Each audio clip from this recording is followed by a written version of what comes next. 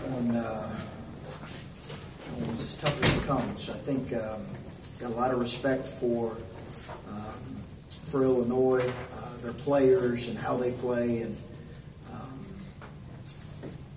I just think they've got a talented, athletic bunch, and obviously Brad has them playing exceptionally hard, and together they're playing really well.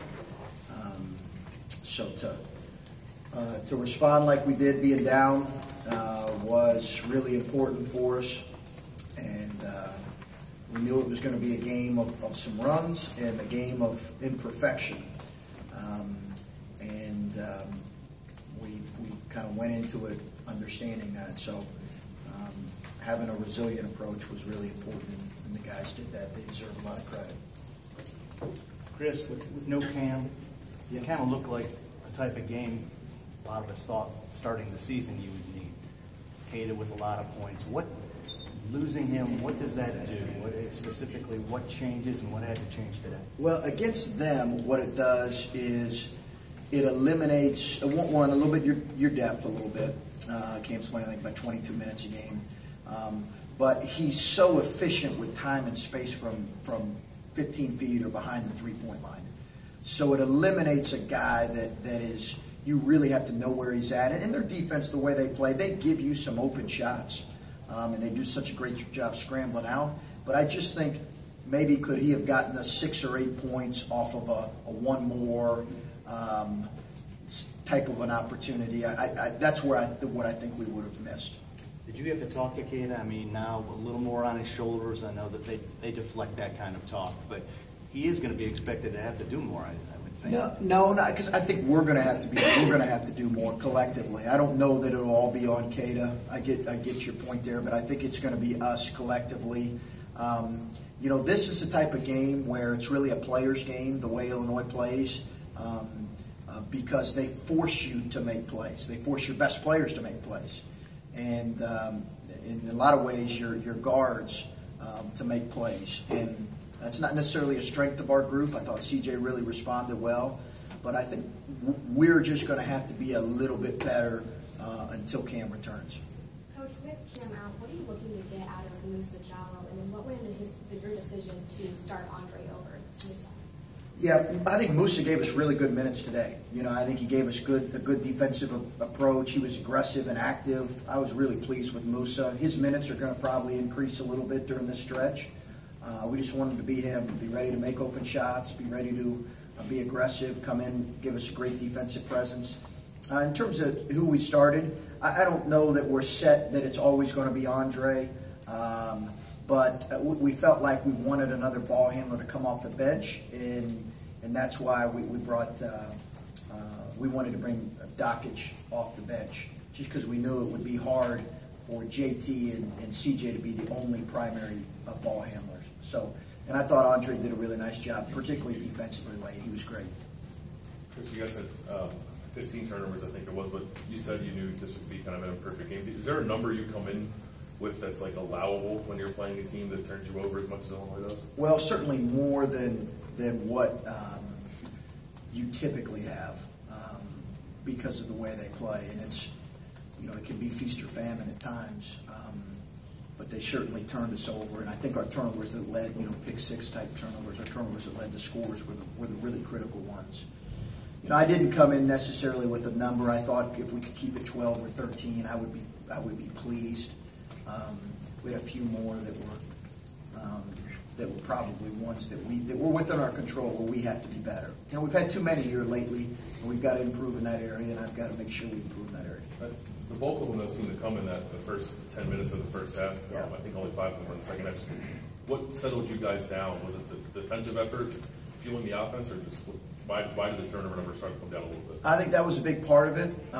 Is our defense got better, but I think the way they play, and we talked about as a coaching staff going into it, it takes a little time because there's very few teams in the country that play like this, okay, defensively. So it takes you a little bit of time to get a feel for it and to understand how, you know, when you go into it with the game plan, you talk about the pressure, we prepared for 3 days for it, and then you see it with their athleticism, and it's different. And I think getting a feel for it was as much a comfort level was probably as important as anything. Starting alongside Andre, did you feel like CJ Jackson kind of took a lot of the responsibility, especially in the backcourt, and kind of that explained his kind of struggles today? Well, I just think how much they ask this game forces you to do at the point guard spot. It can wear you out, and I think there was some fatigue associated with some of his missed shots as much as anything. And do you feel like his struggles today kind of, the reason behind them was the way that Illinois played, or was it just personally just an off day for him? I think I give more credit to Illinois than I do. I thought his response there when he had struggled to make some shots and then he made some free throws late, made some plays and finished at the basket. That's a real step for CJ because we all know he can get down on himself. And when you're playing with kind of one point guard, and in some ways he's as comfortable off the ball as he is with the ball in his hands. And then Andrew, 2 point guards with he and Andrew, and although we started kind of JT at the point, that's a lot for him, and I thought his ball handling improved as the game went on. If I can ask, when did you know that you weren't going to have him available today? Good question. I think it was something that we were in the process of kind of deciding on really the last couple days, but Saturday, I think we knew for sure, Saturday night, exactly kind of what all that was going to look like. Mm-hmm. Is the door open in your mind for him to be back imminently, or how would you, if I can ask, how would you characterize that? Well, we expect him back at some point, but it's really going to be kind of a day-to-day decision. And at this point, he needs to do some things, and we need to have more conversations. And until I feel comfortable with that, I don't expect him to play. But it'll be a day-to-day situation. On top of, you go back here, Clay. Are you going to Purdue without him? We've not made that decision yet. That'll be something we'll look at here in the next day or two, whether or not we'll go to Purdue. Right now, the plan is to go there with him, but that doesn't necessarily mean he's going to play. It's kind of a day-to-day situation right now. Well, not necessarily long-term, but that's up to him, I guess. Yeah. Well, it's up to us to make a decision on that and how he responds. But I expect him to play again for us this year. I expect him to. On top of adjusting rotations and playing time and things, but what is a loss like that at this point in the season when it's been such a tight unit? What does that do to the locker room? What does that do to the guys that are counting on each other right now at this point in the season? Well, I think Cam and everyone was disappointed, Cam included, and because, listen, this is special what this group is doing right now. I mean, this is special. I don't ever want to take that for granted. So to have a little bit of a hiccup with a guy who's been really a big part of it. He's been an important part of it. I think it's frustrating. It's disappointed. I know he's frustrated and disappointed. And, we'll see how he responds. But I give our guys that played today and everybody that was there a lot of credit for, being able to gut this one out. But we'll see how it impacts us moving forward. And we'll see how quickly, we decide to have Cam back. Kind of going off of that. Oh, sorry. Different topic slightly, but when Kate hit the three to tie the game late, the ball movement on that possession, is that kind of what you've been hoping to see all game? With like 3 passes that they almost got, that leads to Kate at 3. What did you like about that possession and how that finished up? I love the ball movement. I know the play you're talking about. I can't remember how it all got to him, but started on the left block and ended up. Yeah, I loved the ball movement. The deal with this game is they don't let you pass the ball. So it's really unique because you like to be able to. Coaches will say, "Hey, swing the ball, move it from side to side. Let's get multiple ball reversals." You're not doing that against this defense. As much as we'd like to, if we went in there saying that, it'd have been like pick 6. So in this game, you can take advantage at times of them overplaying.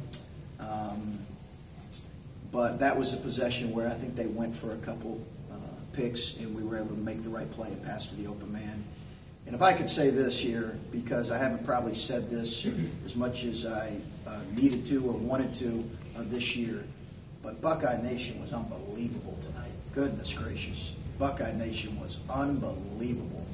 And we've got 2 more home games, and hopefully we'll continue. This, I can't tell you how many times I've heard this is a fun team to watch.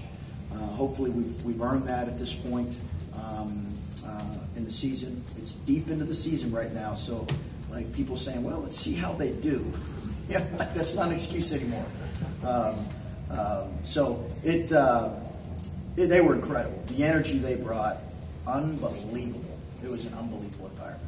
You got a couple of games this year where it's been a slow start. Tonight you get down by 15. Cato was in here earlier saying how they remain confident no matter what they're down by. But what about you personally? I mean, what is that like to see a veteran group never lose confidence when they go down early? And what are you thinking going when you're down 15 at the drop of a hat like that?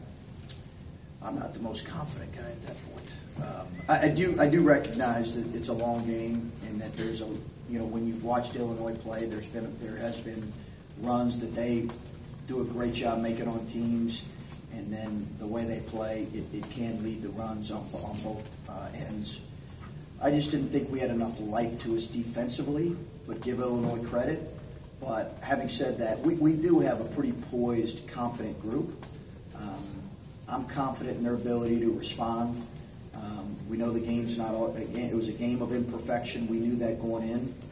And I think they have felt that comes going through a lot of stuff together, I think, and winning games where you're down.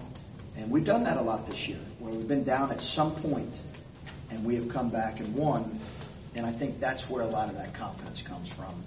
They've done it a handful of times for sure. That first half response has been talked about, but the second half, you guys went down by 4 again. Yeah. Just what your thoughts on the response there, how your team dealt with the physicality? It seemed to ramp up at that point. Just your thoughts on how they responded and it came back there. Well, I don't think this is always an easiest game to officiate. So I knew it was going to be, because of how physical both teams are. I thought our guys responded in that moment to how the game was being called, and again, I give them a lot of credit because you're sitting with a 4-point deficit with 6 minutes to go, 6.5 maybe, and we had just gotten a technical and they got the ball back and we lost possession. So there's a moment where you can feel sorry for yourself, and if you do that, it's going to lead to another poor possession. And coaches have to do that too. Listen, it's an emotional game for us too, and I had to make sure my emotions were in check as much as possible. Yet at the same time, communicating how strongly I felt to the officials. How hard is that for you to keep your emotions in check? It's not the easiest thing, and I haven't always done it well, and particularly early in my career. Thank God there weren't many TV cameras at Garden Web back in the day. It's a good thing because I was not the most poised coach. So I think it's a process you try to go through because it's an emotion. We all have invested in this, and this was an important game for us in a lot of ways, but also important because we have a really difficult closing stretch in front of us. Coach, the game's finally here. You guys are traveling to Purdue to take on the number 3 team in the country with a chance to reclaim first place in the Big Ten with just a few games left. What are your initial thoughts on Purdue and how are you guys going to be playing it for them this week in practice? We have the utmost respect for them, utmost respect for Purdue and for the job that Coach Painter and his staff have done and how they've assembled that team in the last few years. Purdue's been good for a number of years. Really, Purdue's been good for most of Matt's tenure. Let's be honest. I mean, he deserves a ton of credit for how consistently good they've been. I think they're clearly a Final Four, a team that can reach a Final Four and win a national championship. They're just built and put together that well, and they play that well together, and they have very few weaknesses that you can identify. But outside of seeing them, just as a casual observer, You know, we've not spent a minute on Purdue. You know, we're big into them while you guys are watching the Eagles versus the Patriots tonight. And then this team has obviously struggled here getting off to better starts outside of the Indiana game. What has to change here in the next couple of days, you know, before you take on the number 3 team in the country that doesn't really allow teams to get back into games when they fall down? Yeah, no, I think we've had some slow starts, but I give the other team credit for that. We've also had, you know, we had a fast start against Indiana, so you know, I get what you're saying. I just think it's we'll continue to talk to our guys about it and make sure they understand the importance of getting off to a quicker start. But you know, we did that against Indiana, not so much against these guys. These guys deserve a lot of credit for it, what I would say. 2 more on that side. Chris, the 3-point production was down again. You guys are still managing to win. Is that how concerned are you? I think that's where you know, Andrew will make open threes. It's interesting when you look at Illinois' defensive numbers because their 3-point, especially in league play, their 3-point defense is pretty good. And I think a lot of it is because they make you play in such a frenetic way on offense. You're just a little more rushed into some of your shots. And so that didn't totally surprise me. We had some open looks that we missed that I think we will make consistently. Cam's absent hurt that. You know, I would think in this game he's probably going to get 2 or 3 more threes. Maybe he's going to make 2 of them. So maybe you're looking at 5 for, you know, 17 or 18. But as long as they're good ones, I feel really confident that, you know, it's not like we're an incredible shooting team, but we can make open threes, and I believe we will. We'll keep working on it.